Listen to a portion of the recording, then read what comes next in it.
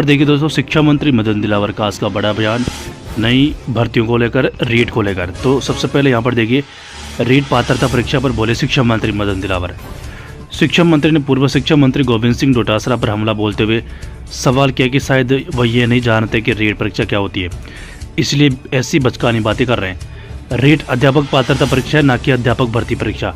मंत्रिमंडल आज्ञा 38/2022 दिनांक 5/3/2022 के अनुसार राजस्थान अध्यापक पात्रता परीक्षा रीट को पात्रता परीक्षा घोषित किया जा चुका है और इसमें सभी तरह के वेटेज को समाप्त किया जा चुका है तथा इसकी वैधता आजीवन की जा चुकी है।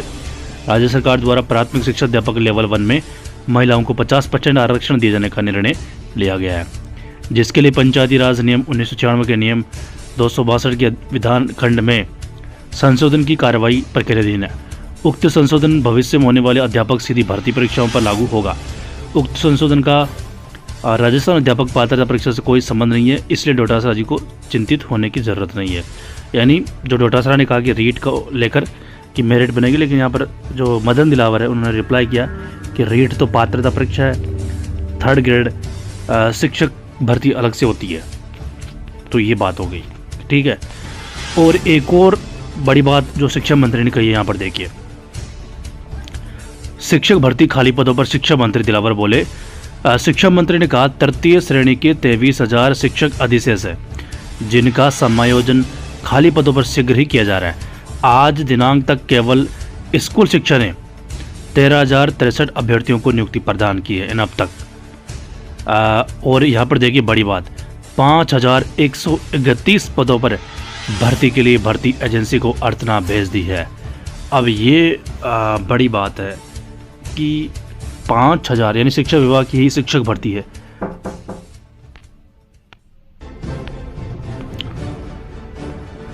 शिक्षक भर्ती खाली पदों पर शिक्षा मंत्री दिलावर का बयान।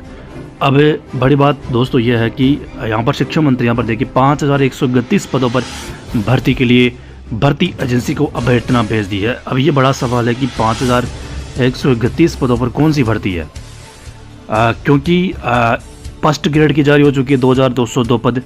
अब 2 भर्तियाँ बाकी है, वैसे 3 है, पीटीए की भी अपन जोड़ सकते हैं। वैसे पीटीए की इतने पद है नहीं खाली, तो 5,131 या तो ये 2nd ग्रेड के पद है, मुझे लग रहा है ऐसा।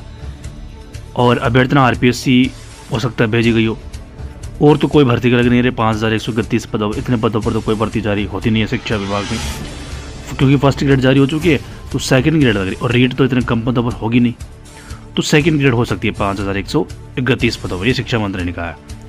दूसरी बात, 5,131 पदों पर भर्ती के लिए भर्ती एजेंसी को अभ्यर्थना भेज दी है।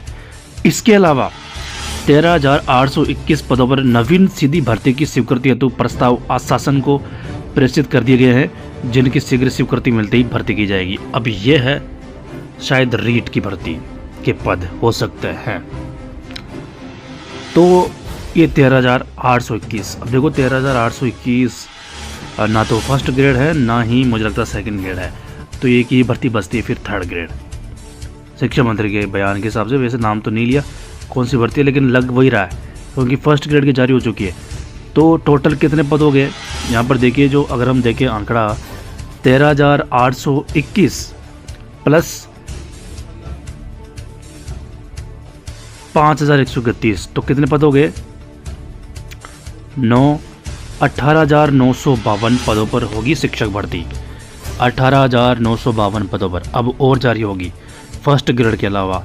अब इसमें इतने पद जो लग रहे हैं उस हिसाब से लग रहा है इसमें रीट भी है।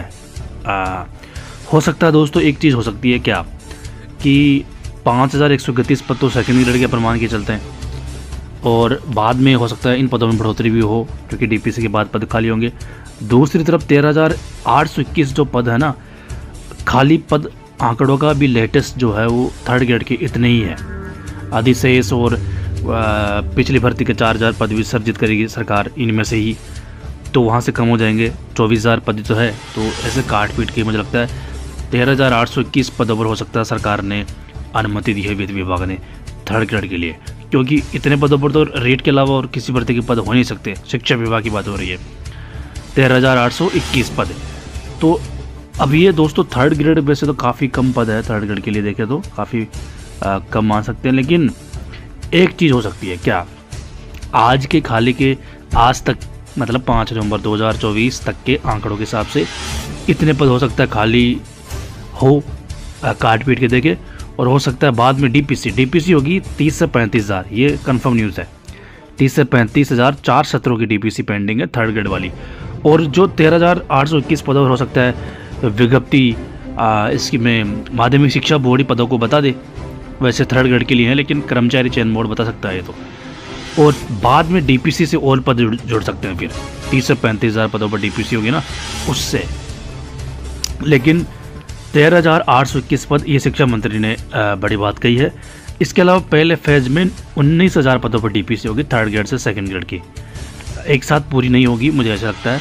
तो 19,000 की होने के बाद, क्योंकि इसका प्रस्ताव भी लगभग ऐसे तैयार कर लिया गया है शिक्षा विभाग की तरफ से 19,000 पदों पर। अब देखते हैं कब डीपीसी होगी। ये 19,000 पदों पर डीपीसी अगर हो जाती है समय पर, तो ये पद जुड़ जाएंगे फिर थर्ड ग्रेड में खाली हो जाएंगे। तो फिर पदों की संख्या 32,821 पहुँचती है थर्ड ग्रेड की। और 2021 में जो रेट निकली थी 31 में, उसके हिसाब से ज़्यादा पद है। तो इतने पद मुझे लगता है हो सकते हैं, इतने पद तो बनते हैं, साफ साफ नजर आ रहा है। तो दोस्तों बड़ी न्यूज़ ये है, 2 भर्तियों को लेकर शिक्षा मंत्री ने बड़ी बात कही है। 5,131 पदों पर भर्ती के लिए भर्ती एजेंसी को अभ्यर्थना भेज दी गई है। अभी यहाँ पर तो मुझे सेकंड ग्रेड लग रहा है, बाकी पीटीआई कितने पद नहीं है। और 13,821 थर्ड ग्रेड के पद ही मुझे लग रहे हैं कि इतने पदों पर सरकार की तरफ से फिलहाल अनुमति मिली है। बाद में पद बढ़ेंगे जब पात्रता परीक्षा का परिणाम आएगा, कर्मचारी चयन बोर्ड को शिक्षा विभाग पदों के साथ और भेज सकता है। तो ये चीज़ें हैं, तो बड़ी न्यूज़ ये है आज की।